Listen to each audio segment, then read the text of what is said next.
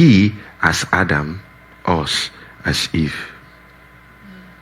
And that's God's idea of marriage. So just the way Eve, we've seen it before, that Adam was not deceived, it was Eve. So when Eve fell, Adam chose to fall with her. He picked his wife. So he meant that thing that he said. For this reason, a man would leave his father and his mother and cling to his wife. He meant that thing and he followed through with it. He really left his father and his mother and went to cling to his wife. And that utterance was prophetic because he was going to typify the Christ, picking the church and leaving his father in heaven. So just the way it was Eve that was deceived and Adam sinned with Eve to be with her, Jesus also was not deceived. It was man. Then he picked us and became sin for us, that we can become the righteousness of God in Christ. Are you understanding? So what you are reading about Adam and Eve is typifying Jesus and the Gentiles, or Jesus and the church. So Adam, the man, Eve, the church. The man Christ, Eve is the church. And two of them will start to what? Be fruitful and multiply. What are they multiplying? After their kind. Look at Genesis 1:21. Genesis 1. I'm tempted to bring it down, but I will not bring it down. Come and meet me.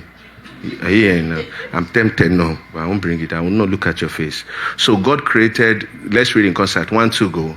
So God created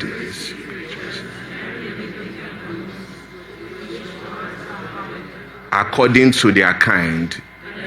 Go to verse 22. I just want you to be saying that thing. And God blessed them and said, be fruitful and multiply. Now, what are they doing? The fruitfulness and multiplying. What are they multiplying? According to their kind. Okay, look at the next verse, 23. 24. Yes, let's read. 1 to go. Then God said,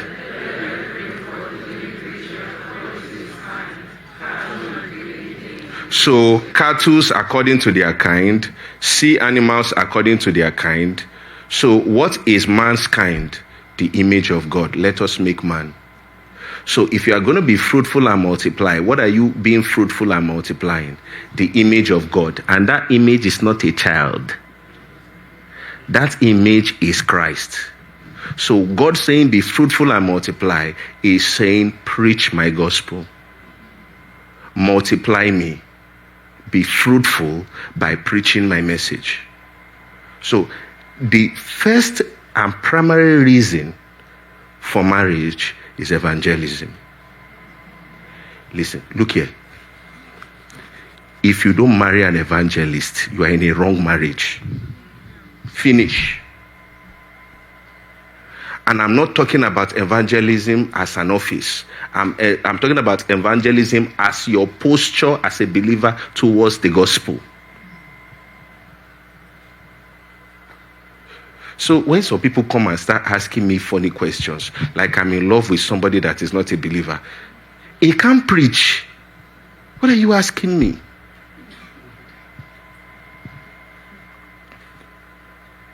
And anything that you are struggling to release in the presence of God is an idol. Actually, because you are first married to God, that thing is adultery. Because your heart is not with your husband. And I'm telling you, some people might not marry because of how they are treating their marriage with God. Now, another person can want to make a mistake from the statement I've made, but I know friends that are not serious with God but are married. It's Pharisees that talk like that. Do you know how many of my friends are not serious with God? Terrible character, worse than me that are married. Do you want to have terrible character? That's Pharisee language. Remember, we saw it during the fast. Two people went up to pray. One said, oh God, I'm not like this tax collector. I fast twice daily. Some of us talk like that. How can I do everything right and I'm not married? And this one that is worse than me going to club is married. Once you start talking like that, it's Pharisee prayer. That's why God will not answer you.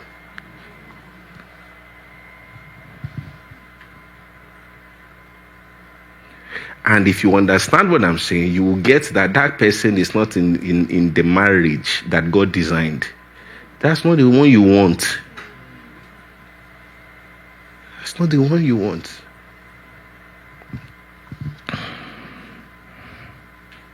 Don't say I didn't tell you. So the fruitfulness and multiplication mandate is in two folds: reproduction and representation. Therefore, the family typifies the church. God's design is that our homes will be a congregation of disciples with parents as pastors.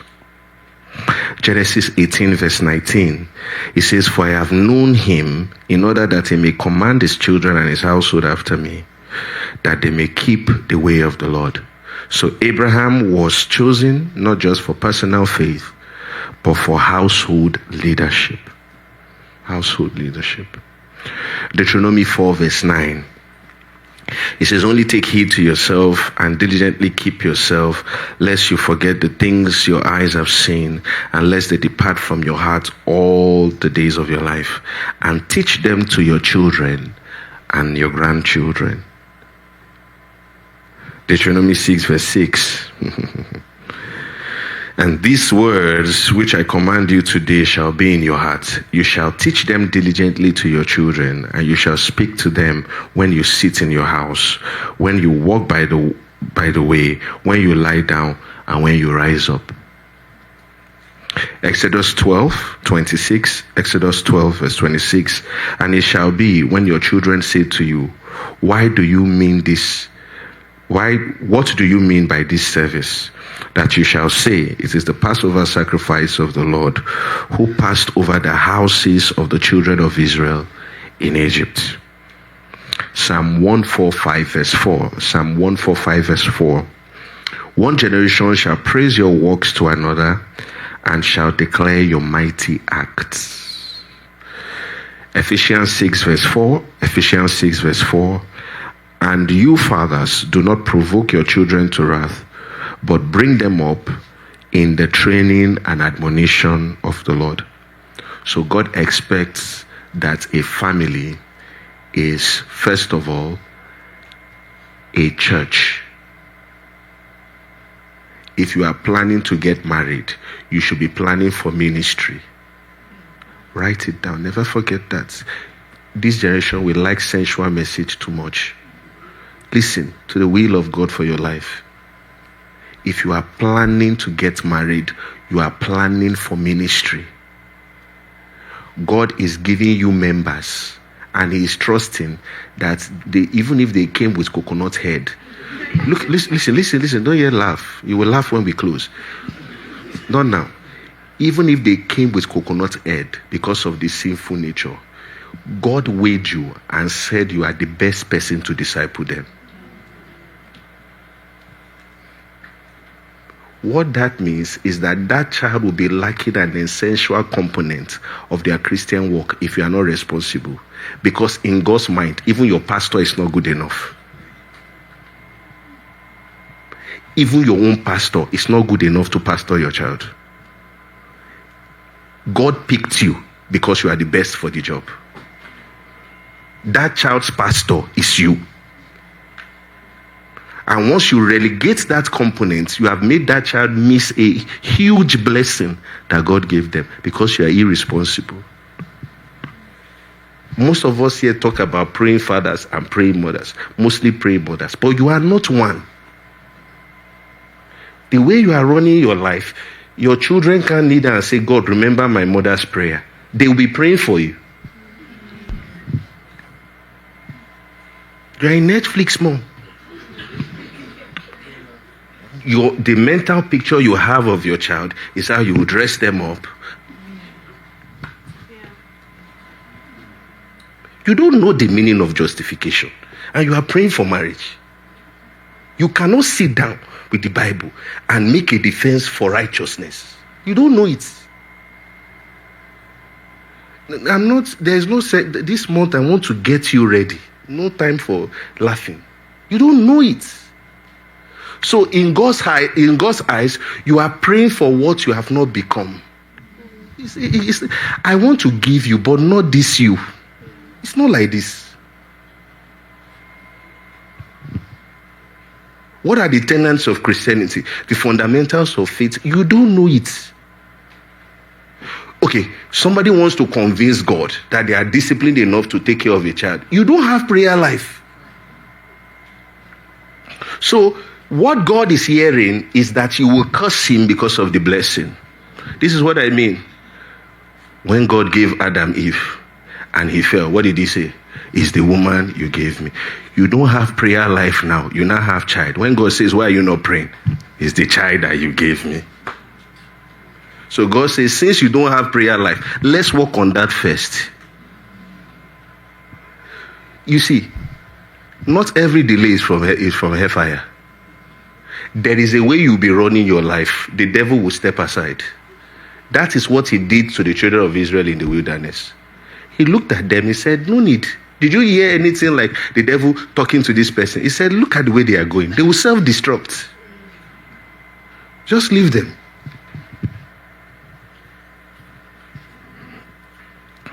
So some people, the delay they are experiencing is self-imposed.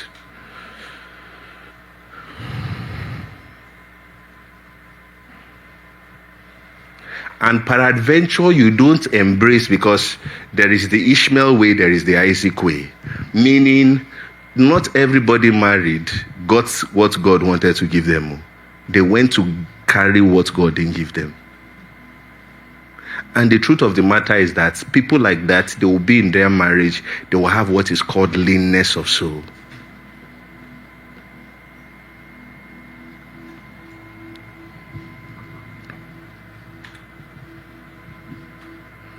You are praying to get into what a lot of people are praying to come out of.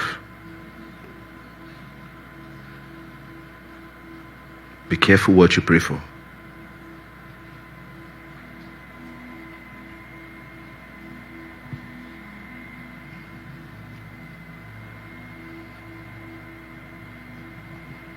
You will be in that home. You will arrange the kitchen the way you like it. But you can't eat in peace.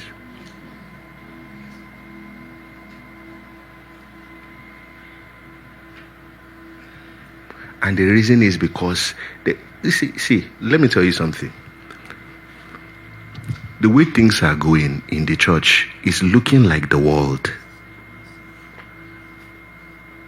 50% of Christian marriages end up in divorce, just like the world. So there is something wrong with how people are learning marriage.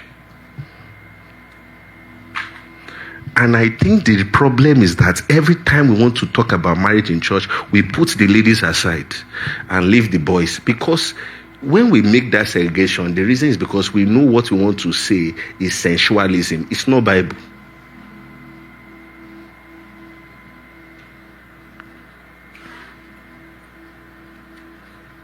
Once you want to talk about marriage, what people are looking for, what you are going to tell them is points and what they will do. They don't want to learn God's word.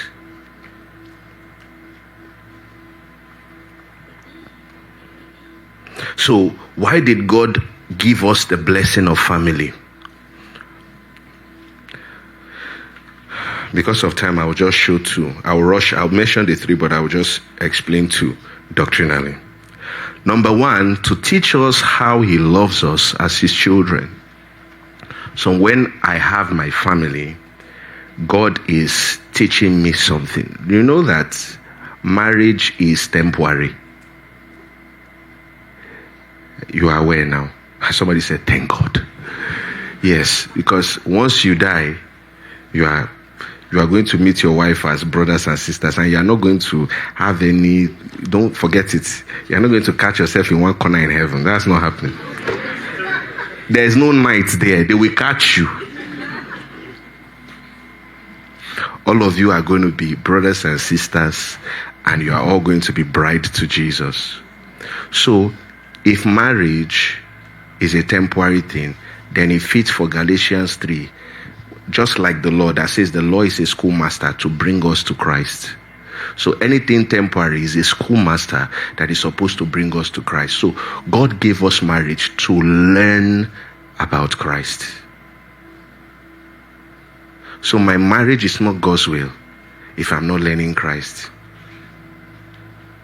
And I might think my spouse is the problem, but it might be me because I'm refusing to change and learn how to be like Christ.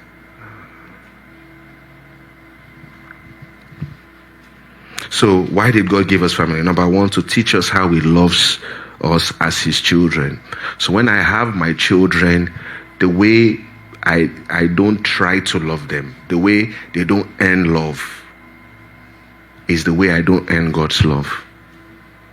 If you're a parent here, I've seen some parents look at their child.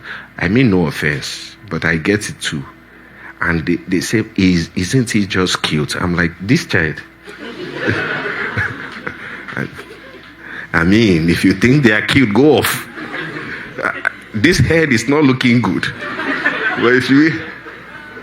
But to that parent, there's nothing more beautiful. Because once you like something, it starts getting fine. But you get what I'm saying.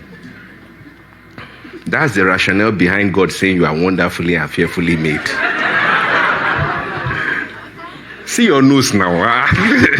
Okay, I'm just kidding. So unconditional, without trying to earn being loved. Your children are not trying to do something. I have 2 in my house. Very entitled, and they've never done anything for me. As we speak, still not doing anything for me. But I love them and I want to do more for them. And this is one thing I'm noticing, that the older they are getting, the more I'm loving them. Maybe it's my investments, but I don't know. But that's what it is. And then once I understand that, I am saying that from the lens of Christ, that, oh my goodness, God loves me. Just the way my kids are not trying to earn my love, I'm not trying to earn God's love. He loves me because I'm his son. And I cannot hate my kids. That's why the prodigal son is still called son. I can't hate them. I can only love them because they came from me. So number one, to teach us how he loves us as his children. Number two, to show us Christ and his sacrifice. To show us Christ and his sacrifice. Look at John 16 verse 21. Look at John 16 verse 21. We have quite a long way to go. I'm going to waste time today. Disclaimer. Not waste, spend. Let's read 1 to go. A woman, when she is in labor, has sorrow because has come. But as soon as she has given birth to the child, she no longer remembers the anguish. You see, when my wife gave birth to our first daughter, and I told her, I said, because I was hearing her when she was giving birth. I couldn't be there because I don't want trauma. I have enough. So I stayed behind the curtain there and I was hearing her groanings. So when we're done, I told her, because I told her I just want one child. So I told her, I said, we are done, Abby. She said, we're done. Because it was still, the memory of the pain was still fresh. After like a month, she started changing. I said, were you not the one that was shouting in that bed? What Jesus is saying is that in the time of labor, there is pain. But for the joy that has been set before you of that child, you quickly forget the pain. You get what I'm saying? Now, Jesus in this John 16 was speaking about himself. And he was showing himself as a woman or as a mother in a family. Just the way a woman gives birth to a child from pain is the same way he bettered us from pain of the cross. And every time a woman is trying to give birth to a child, what she's actually doing is risking her life. But Jesus didn't risk his own life. He gave his own life for us to be born.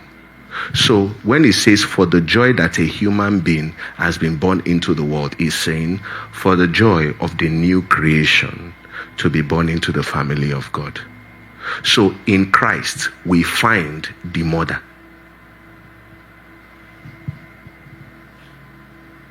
So peradventure, as a mom, you are going through so many pains for your child. You are learning Christ. Don't complain.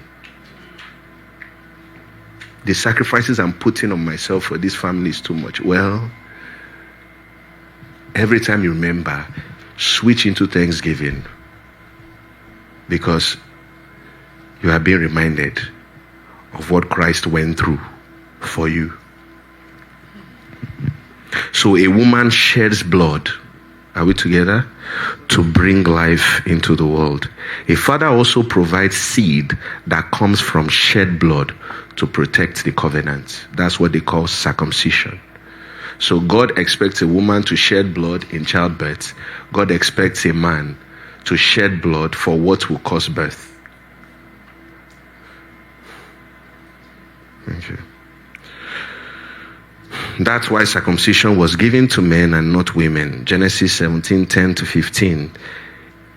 Circumcision was a blood sign saying, I belong to this family. I bear responsibility for its continuity. So that's God inviting men to service, to continuity. I have 3 jobs to keep my family going. That's why you are a man. We shouldn't be saying thank you. We can, to appreciate you. But it's your job.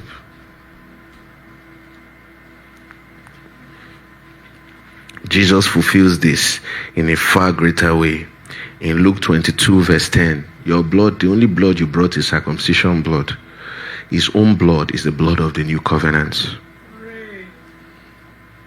which is shed for us. Christ's blood is covenant blood.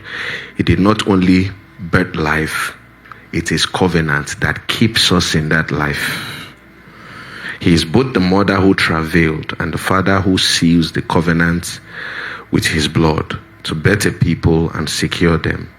Family points us to Jesus and his work for us. Number 3, why did God give us the privilege of family? That's what we're talking about. He gave us the privilege of family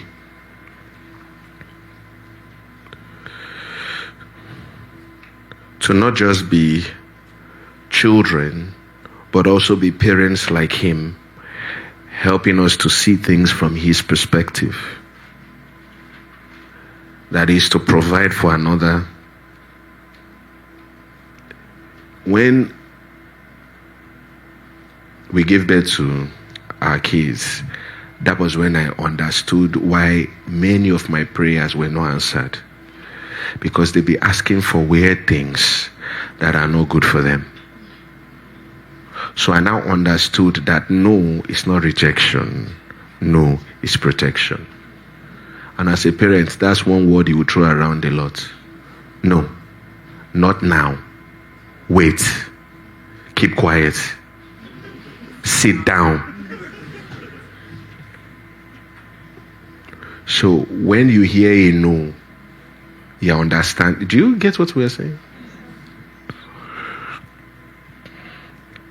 So to provide for another, the reason why he says no, to understand that parents are responsible for training, that is chastisement or discipline.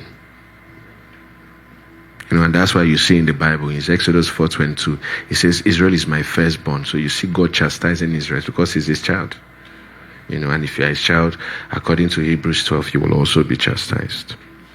So that's the first part. The first part there is that component side. The second part, which is the application side we're going to, is the expression. Remember, we're talking about fruitfulness in marriage. Is the expression of fruitfulness. And I'm pushing it with Galatians 5:22 to 23. Fruitfulness, Galatians 5:22 to 23. It says, but the fruit of the Spirit is love, joy, peace, patience, love, joy, peace, long-suffering, kindness, goodness, faithfulness, gentleness, and self-control. Against such there is no law. Paul re-echoes this in Colossians 1 verse 10 when he says that you may be fruitful in every good work. So the fruitfulness, number one, is pertaining to mandate and representation. The fruitfulness is also expressing the divine character. And that's the practical side. The Spirit reproducing the life of Christ within us. Look at 1 Corinthians 13 verse 4. 1 Corinthians 13 verse 4. Love suffers long. So it's just re-echoing what you read in Galatians 5:22. Love suffers long. That suffers long means love is able to bear with somebody in a process. Some of us are not fair.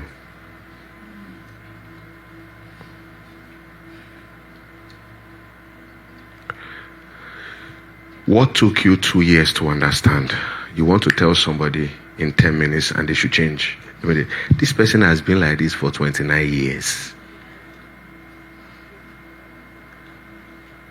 All of a sudden, because they are staying with you, they should just...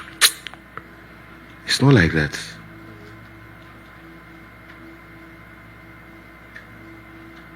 One of the major reasons why people divorce is self-centeredness and the fact that they read the Bible from what they should get, not what they should be. When people start reading love suffers long and is kind, love does not envy, love does not parade itself, it's not puffed up, what they are saying is this is how my spouse should be. He's talking to you. You are the one that he's talking about. If somebody is not giving you this, the Bible is saying give that person this. What if, you see, that's why I said the issue is that self-centeredness, selfishness. Let me read something to you. Sarah Parker, and I got this from Tim Keller, one of his articles on marriage. Sarah Parker Pope wrote this fascinating article in the New York Times. The happy marriage is the me marriage. This is counterintuitive. She said the notion that the best marriages are those that bring satisfaction to the individual may seem counterintuitive. After all, isn't marriage supposed to be about putting the relationship first? Not anymore. For centuries, marriage was viewed as an economic and social institution, and the emotional and intellectual needs of the spouse were secondary to the survival of the family, of the marriage itself. That means when you get married, two of you, your families are involved. There's economic benefits, there's social benefits. So if people don't want to leave the marriage because people are tied together for those benefits. So he's saying your personal needs are secondary. Family and the marriage is the primary thing. That was how it has been. This person is not a Christian, so she's just looking at it from a historic point of view. Are you still here? She said for centuries, marriage was viewed as an economic and social institution, and the emotional and intellectual needs of spouse were secondary to the survival of the marriage itself. But in modern times, people are looking for a partnership, and they want partners who make their lives more interesting, who help each other, who help each of them attain valued goals. And as some of you are saying, therefore, marriage used to be about us, but now it's about me. That's a huge, huge difference. If everything you are looking for in your partner is how they support you, you have a wrong view of marriage.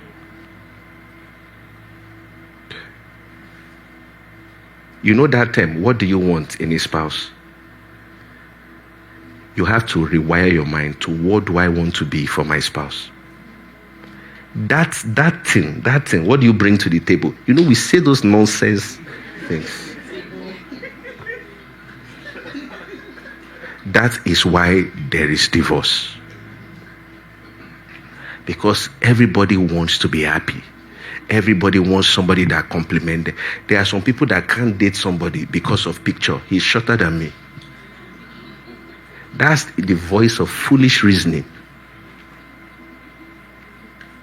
If you marry a tall person that is tearing you slap from above, I told you, you will laugh after. You will know that. You see, when you read the story of Jacob and Leah, you see a mystery. And I'm advising girls.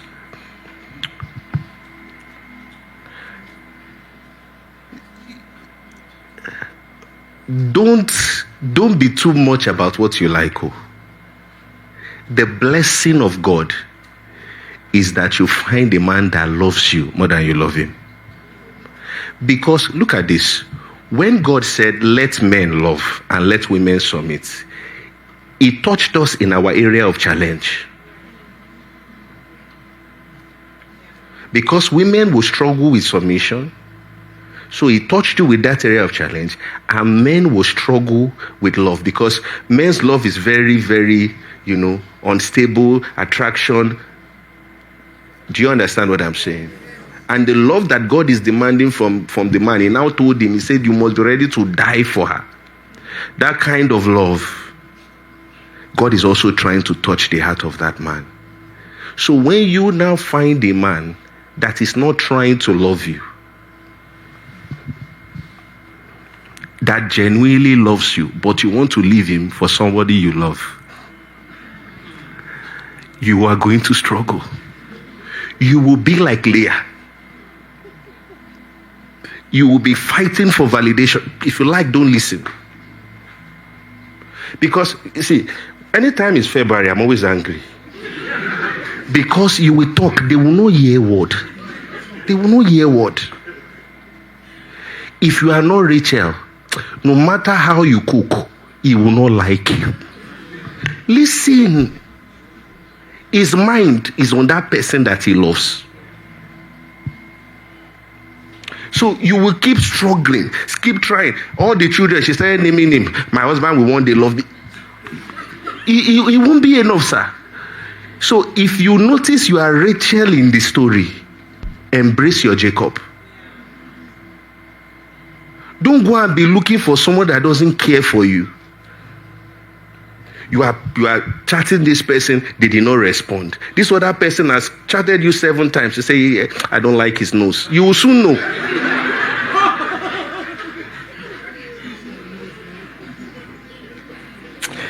Pity he doesn't have beers. Whatever happened, beer eats. Stanley Howard at Duke University made this classic statement. Look at this. He says, the assumption is that there is someone just right out there for you to marry, and that if you look closely enough, you will find that right person. This assumption overlooks a critical aspect of marriage. It fails to appreciate the fact that you will always marry the wrong person. It's a conclusive statement, and I agree. You will always marry the wrong person. Look at why. We never know who we marry, because they themselves don't know themselves in marriage. So it's not fraud that they are changing. They are in a different terrain. So who you met before marriage is not who you will be with in marriage. They also don't know their version in marriage. We never know who we marry. We just think we do. Or even if we first marry the right person, just give it a while and he or she will change. For marriage being the enormous thing that it is, means you are not the same person after you entered it. See what, because you look at this prospective person, you say, this person is characterized by XYZ, great, marry. And now all of a sudden it's XYZ, D, A, B, C, and D, E, F, because you are in there. In other words, he's saying the person changes because you join their life. Before you got married, they want to wake up by 7. But now you have joined their life, you watch movies late. That's your own person. So you guys are up having sex, and nobody is young here. And don't look like that. You know what I'm saying now. And doing all those naughty things, I don't really care. And you guys are sleeping by 3 o'clock. They're not going to wake up by 7 anymore. You are changing them. You were single before. You had time to go to the gym. Now you now have a boyfriend, a girlfriend, or now you are married. You are eating up and down. You know your body will... You get what I'm saying? Your body will change. You are wondering, bro, this was how you were when I married you. We've eaten ice cream 6 times. And you say I will not change? Do you get what we are saying? So some people are not practical. I'm telling you. You are laughing, but you're understanding.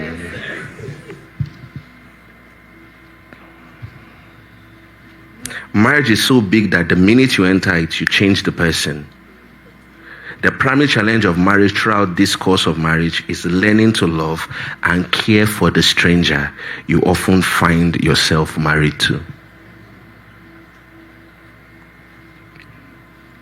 And then he said this, and I feel like this is something I should even frame. He said, as I look back on when Jesus, do I give this example? Okay, all die and I die. As I look back on when I and my wife first held hands before we were married, this is Tim Keller speaking, I realized that the initial thrill was not born out of the magnitude of my love for her, but rather from the flattery of her choosing me. Listen to what he said. And I think this is true of all of us, because I thought about it. I said, this is amazing. He said the excitement was less about, oh, I really love this person, and more about the flattery of her choosing me. The excitement was less about, oh, I really love this person, and more about what it did for my ego. Someone I admired, someone I thought was wonderful, attractive, was finally responding to me. That feeling is not necessarily love. It is often ego. As C.S. Lewis writes in the Screwtape Letters, much of what humans call love is really hunger. An ego looking for feeling for emptiness. When someone's attention or affection fills that emptiness, we mistake the satisfaction of our pride for genuine love. I'll tell you a story. So, I knew of this guy. And maybe this month I would talk about it, the dangers of cohabitation. Once you start living with, so there was this guy who was dating this girl. They were dating for about 11 years. And obviously, you know what happened. They broke up now. Those things don't work. Once you start living with somebody, they've seen you. They are not going to marry you. Because the first thing that happens to you when you get married, you have a rush of, did I make a mistake? Because you are living with this person, you have seen everything about them. And since there is nothing legal, nothing covenantal backing you guys up, there's no way they are going to stay with you. They will dump you. They've seen the best of you. They have to try if there is something easier out there. It's just common sense. So, was dating this girl for about 11 years, and they stayed together for about 4 years. So they eventually broke up. And then we're having a conversation. So I asked him, I said, he said he's dating somebody now. I said, oh, amazing. He said, PD, I have never felt love before. It was just now I felt love. I said, wait. I said, so you are telling me that you spent 11 years of your life and you were not in love. He has forgotten the emptiness that she was feeling. He It's 11 years. It's enough to forget how you first felt. He said, PD, no. I said, really? He said, this girl I'm currently dating now I know the meaning of love. So I said, wait, I want to ask you questions. I said, your ex-girlfriend, why was she staying with you? He said, I was financially responsible for her.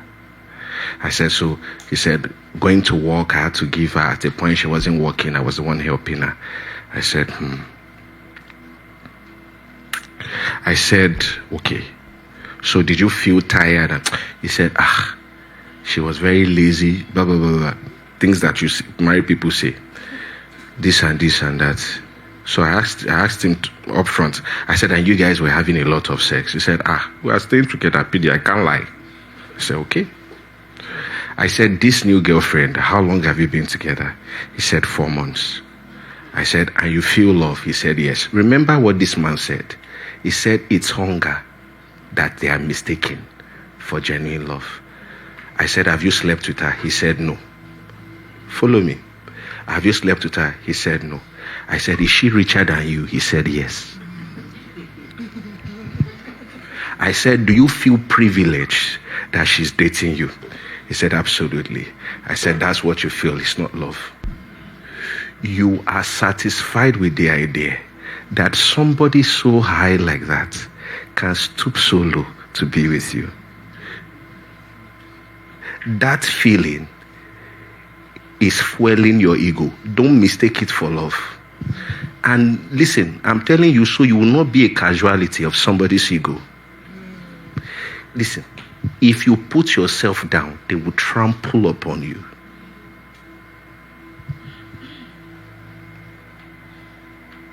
So what he was saying, love, it was then he realized. See, now, when you're talking to somebody and then the person stops and says, am I in love or am I looking forward to achieving stuff with this girl? I told him, I said, oh boy, after you sleep with her 17 times, because you that I'm looking at, you have not changed. I will come and ask you again if you are in love. He said, PD, with what you have said, I will make sure it doesn't happen.